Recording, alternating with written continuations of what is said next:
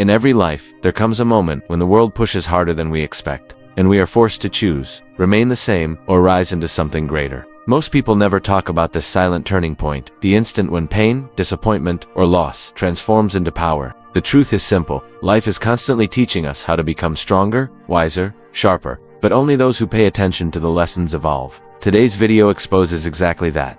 Every second of it holds something that can shift the way you think, act, and face the world, and missing even one detail means missing a piece of your own transformation. Before we begin, hit the like button so this message reaches others who are fighting their own battles right now. And stay with me until the last frame, because the final insight connects everything, and those who understand it experience change that most people spend their entire lives searching for. If you're ready to discover the lessons that life uses to shape extraordinary people, then take a deep breath. You're in the right place. In the first breath before dawn, when silence wraps the world in a velvet shroud, a question echoes in the center of every wandering mind. Why must life strike us so hard before shaping us into something stronger? The streets stay dark, yet every soul carries its private battlefield. And we march forward wondering if the pain serves a purpose or is merely punishment. We search for meaning in the storm, drowning in impulses that tear us apart, even though we pretend control. Legends speak of those who walked through fire and did not burn, who learned to tame the chaos within instead of bending to it. Marcus Aurelius once wrote that the mind adapts and turns any obstacle into fuel. Yet so many of us collapse before that transformation. Still, there is something inside us asking to endure the next blow, something ancient, fierce, and quietly undefeated. We rise and we fall, and in the rise again we discover a pattern too precise to be accidental. How many trials does it take before the spirit stops begging for ease and starts demanding mastery? When insult scrapes the heart, when betrayal fractures our trust, when loss drags us to our knees, the world expects us to break, yet some refuse. Seneca said, "A gem cannot be polished without friction, nor a person perfected without trials." And his words haunt the soul because we know they're true even when we resist them. We have tasted bitterness and emerged more awake, more aware, no longer fooled by illusions of permanence. It is in these moments that courage silently grows, not loud or dramatic, but steady and unshakable, waiting to reveal itself when life strikes again. There is no hero forged in comfort. Every story worth hearing is built on the bones of adversity. We chase control of the outside world, yet the battlefield is within, and the real war is fought against fear, anger, and despair. We bury these emotions, pretending they never existed, but they resurface like old wounds, demanding to be healed, not ignored. Epictetus warned that no man is free who is not master of himself, and perhaps that is the lesson every scar tries to teach. We can scream at fate, curse destiny, and resist reality, but none of it will stop the storms from coming. What we must do is become the kind of person who no longer trembles under the weight of inevitability. When the heart stays still in the middle of chaos, the world loses its power to destroy us. Still, the transformation does not happen in a single breath. It happens in the quiet hours when no one is watching, when giving up feels easier than staying upright, and yet we remain. We learn to observe the flame without leaping into it, to acknowledge pain without surrendering to it, to stand where weaker versions of ourselves once collapsed. Nothing is promised, nothing is guaranteed, and yet we move forward because the alternative is stagnation, and stagnation is slow death of the spirit. We begin to act not out of rage, but out of clarity, not out of fear, but out of purpose. Those who walked before us left fragments of wisdom, not to worship, but to apply, and every step we take proves that we, too, are capable of rising from the ashes without bitterness. So we return to the question that was born before the sun. Why must life strike us so hard before shaping us into something stronger? Perhaps the answer is not spoken but earned. Perhaps storms sculpt us into the version of ourselves that we were always meant to become, the version capable of love without attachment, strength without cruelty, and courage without recklessness. We begin to realize that pain is not the enemy, surrender is.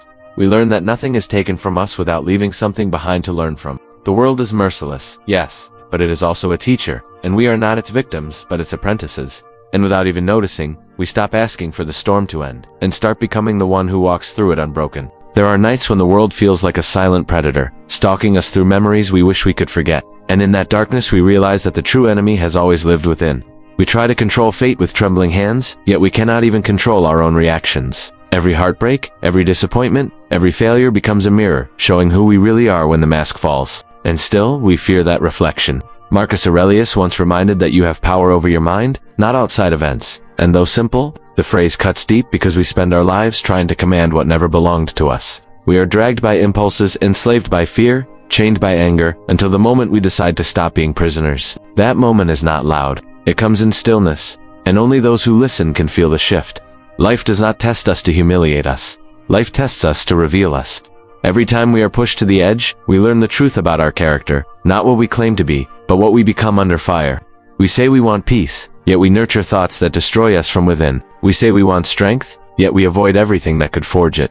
Seneca taught that difficulties strengthen the mind as labor does the body, and only the honest can admit how desperately we avoid discomfort. We shelter ourselves from emotional storms, and then wonder why we remain fragile. We build mental walls thinking they will keep pain out, but they end up trapping us inside. What if pain isn't the threat? What if avoiding it is? We cannot expect to rise while clinging to who we were. Growth demands sacrifice, and sacrifice demands courage. There is a hidden rebellion in those who choose not to be ruled by emotion. While the world reacts impulsively, they pause. While others drown in fear, they breathe. While crowds worship anger and chaos, they choose reason, not out of coldness, but out of discipline.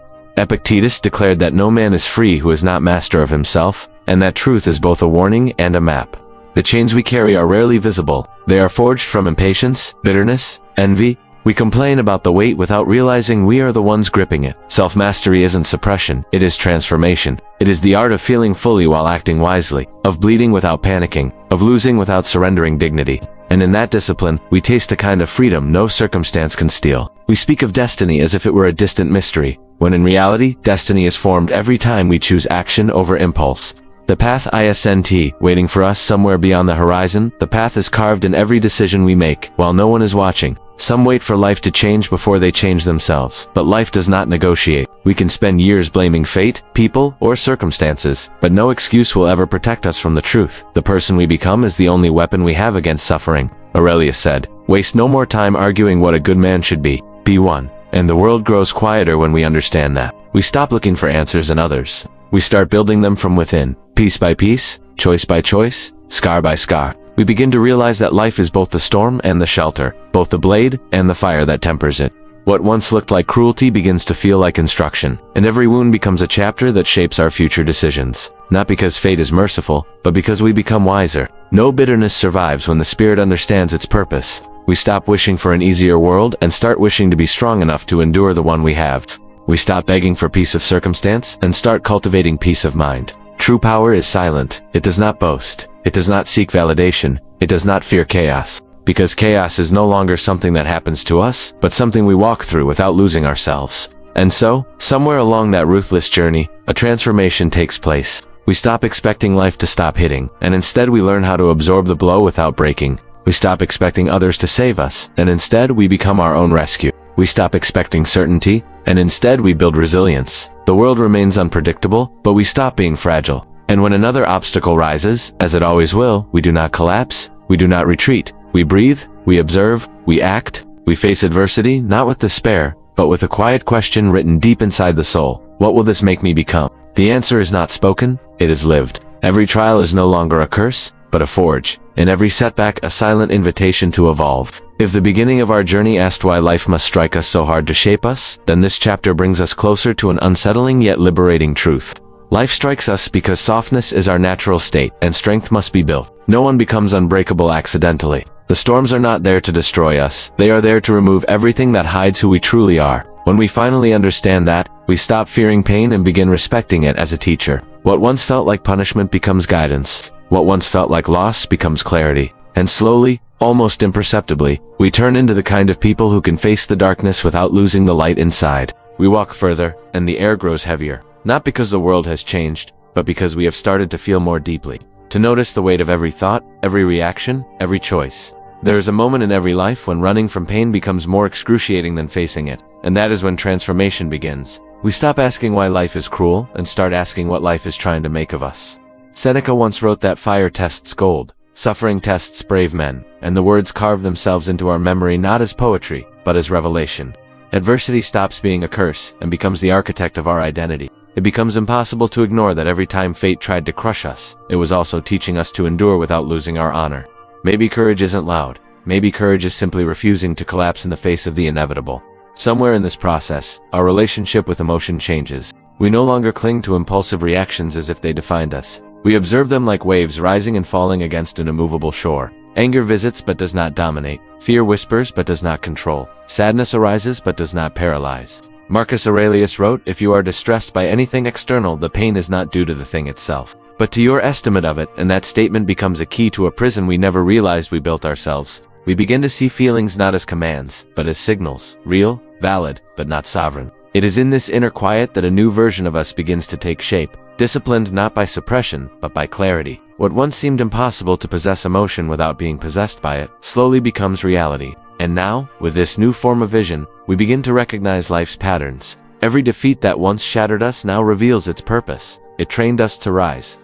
Every loss that once tore us apart now strengthened our ability to let go. Every injustice that once filled us with rage now taught us the strength of restraint. Epictetus warned that we suffer more in imagination than in reality, and so we stop building fear before events even happen. We stop dying 1,000 times in our heads before life ever touches us. We stop expecting the world to spare us simply because we are good. Existence does not give immunity, it gives opportunity for evolution. And when we stop resisting that truth, we learn to move through life with the poise of someone who has already survived their inner apocalypse. A strange shift takes place when we no longer demand comfort. The world loses its power to intimidate us. Where others see obstacles, we see refinement. Where others see insults, we see indifference to negativity. Where others see misfortune, we see endurance in motion. The storms continue, yes, but they no longer break us, because we have accepted that storms are not interruptions of life. They are part of it, and in that acceptance, strength becomes natural. There is no need to prove anything to anyone. There is no need to be feared, worshipped, or validated.